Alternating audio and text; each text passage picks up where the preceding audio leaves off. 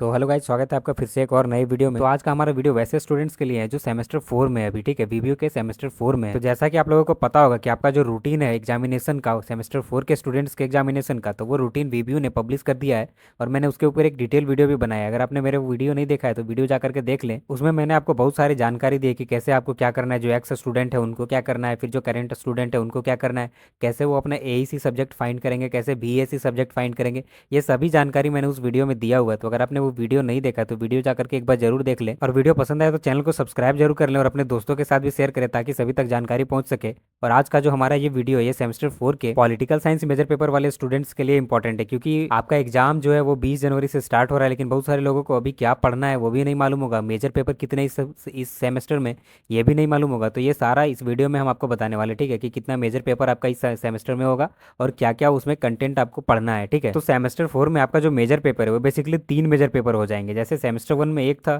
Semester 2 में 2, semester 3 में भी 2, लेकिन सेमेस्टर 4 में आपका 3 मेजर पेपर हो जाएगा। 6, 7 और 8 ये तीनों मेजर पेपर का क्या क्या कंटेंट है ये हम आपको इस वीडियो में आज बताएंगे। तो बेसिकली हम इस वीडियो में आपको सेमेस्टर 4 के मेजर पेपर का सिलेबस दिखाने वाले हैं, समझाने वाले हैं क्या क्या पढ़ना है आपको, ठीक है। तो जैसा कि आप स्क्रीन पे देख सकते हैं कि सेमेस्टर 4 मेजर पेपर 6, जिसमें आपको कॉम्पिटेटिव पॉलिटिक्स एंड गवर्नमेंट के बारे में पढ़ना है। तो चलिए अब इसके कंटेंट को दिखाते हैं कि क्या क्या इसमें पढ़ना है आपको। तो इसमें आपको टोटल 6 यूनिट पढ़ना है, जिसमें से पहला यूनिट क्या है, जिसमें आपको तुलनात्मक राजनीति का अर्थ, प्रकृति और क्षेत्र के बारे में पढ़ना रहेगा। यूनिट 2 में आपको तुलनात्मक राजनीति में उपागम, व्यवस्था सिद्धांत और संरचनात्मक तथा प्रक्रियात्मक उपागम आपको पढ़ना रहेगा यूनिट 2 में। यूनिट 3 में आपको संवैधानिक संरचना के बारे में पढ़ना है, जिसमें आपको कार्यपालिका के बारे में पढ़ना है, जिसमें अमेरिकी राष्ट्रपति, ब्रिटिश ताज और ब्रिटिश प्रधानमंत्री का अध्ययन करना रहेगा आपको, ठीक है। मतलब कि अमेरिकी राष्ट्रपति, ब्रिटिश ताज और ब्रिटिश प्रधानमंत्री के बारे में आपको इस टॉपिक में पढ़ना है, ठीक है। यूनिट 4 में भी आपको संवैधानिक संरचना ही पढ़ना है, लेकिन इसमें विधायिका के बारे में पढ़ना है, जिसमें आपको अमेरिकी सीनेट, ब्रिटिश कॉमन सभा और लॉर्ड सभा के बारे में पढ़ना है, ठीक है। यूनिट 5 में आपको न्यायपालिका का संवैधानिक संरचना के बारे में पढ़ना है, जिसमें अमेरिका का न्यायपालिका और न्यायिक सक्रियता को पढ़ना पड़ेगा। मतलब कि मेजर पेपर 6 में आपको कार्यपालिका, विधायिका और न्यायपालिका तीनों का संवैधानिक संरचना के बारे में पढ़ना रहेगा, ठीक है।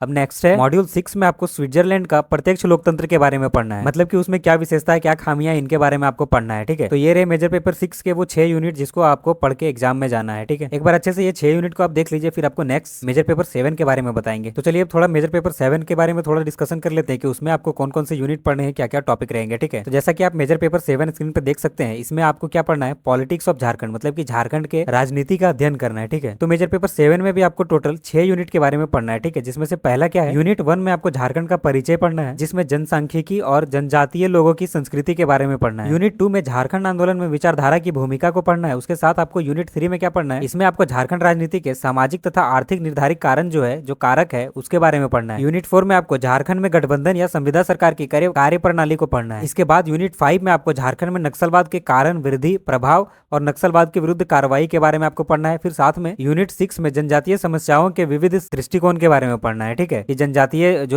है झारखंड में, उनको क्या क्या प्रॉब्लम है, क्या उनकी समस्या है, इसके बारे में पढ़ना है। तो एक बार इन 6 टॉपिक्स को अच्छे से देख लीजिए, क्योंकि मेजर पेपर 7 में आपको इन्हीं टॉपिक्स का अध्ययन करना है, इन्हीं टॉपिक्स को पढ़ना है, उसके बाद एग्जाम देने जाना है। अब नेक्स्ट हम लोग मेजर पेपर 8 के बारे में पढ़ेंगे कि उसमें क्या क्या पढ़ना रहेगा, ठीक है। तो मेजर पेपर 8 में आपको मॉडर्न वेस्टर्न पॉलिटिकल थॉट के बारे में पढ़ना है, और इस पेपर में आपको टोटल 7 यूनिट के बारे में पढ़ना है। और 7 वो टॉपिक क्या क्या है, पहला क्या है, तो पहला है मैकियावेली का योगदान, ठीक है। पहले टॉपिक में आपको मैकियावेली के योगदान के बारे में पढ़ना है। दूसरा में हॉब्स का संप्रभुता और सामाजिक समझौता के बारे में पढ़ना है। तीसरे यूनिट में लॉक का प्रतिनिधि सरकार और सामाजिक समझौता के बारे में पढ़ना है। चौथे यूनिट में आपको रूसो का सामान्य हित और सामाजिक समझौता के बारे में पढ़ना है। उसके बाद आपको 5वें यूनिट में पढ़ना है बेथम का उपयोगितावाद, ठीक है। 6 यूनिट में आपको जेएल मिल का स्वतंत्रता और उपयोगितावाद को पढ़ना है। उसके साथ आपको 7वें यूनिट में टी.एच. ग्रीन का राज्य का सिद्धांत और योगदान के बारे में पढ़ना है। तो एक बार वापस से इन 7 टॉपिक्स को, इन 7 यूनिट को अच्छे से देख लीजिए और अपने मन में बैठा लीजिए, साथ ही आप इसकी तैयारी शुरू कर दीजिए, क्योंकि एग्जाम में दिन कम है और सिलेबस थोड़ा ज्यादा है इस बार, ठीक है। क्योंकि सेमेस्टर 3 तक आपको मात्र 2 मेजर पेपर का एग्जाम लिखना पड़ता था, लेकिन इस बार आपको मेजर पेपर में ही सिर्फ 3 एग्जाम लिखना है, ठीक है। मेजर पेपर 6, मेजर पेपर 7 और मेजर पेपर 8। तो ये तो सिलेबस का बात हो गया कि ये आपको टॉपिक पढ़ना है, लेकिन अब दूसरी बात है कि आप पढ़ेंगे कहाँ से, तैयारी कहाँ से करेंगे, क्योंकि अब उतना ज्यादा दिन तो है नहीं कि आप बुक लेके बैठेंगे अभी और पूरा बुक एक करके पढ़ेंगे, तो सारा टॉपिक पढ़ते पढ़ते आपका सेमेस्टर 6 भी निकल जाएगा, 7 भी निकल जाएगा, ठीक है। तो अब बात आता है कि इतने कम टाइम में और सटीक आंसर कहाँ से मिलेगा। तो मैं आपको बता दूं कि इस बात के लिए आपको टेंशन लेने का बिल्कुल भी जरूरत नहीं है, क्योंकि इसी चैनल पे आपको सारे जो आपके इंपॉर्टेंट प्रश्न है जो सेमेस्टर 4 में आपसे पूछे जा सकते हैं पॉलिटिकल साइंस के मेजर पेपर से रिलेटेड, वो सभी आपको इसी चैनल पे मिल जाएंगे, ठीक है। कहीं और जाने का जरूरत नहीं, बस आपको ये चैनल सब्सक्राइब कर लेना है और साथ ही जो नोटिफिकेशन से वीडियो आते हैं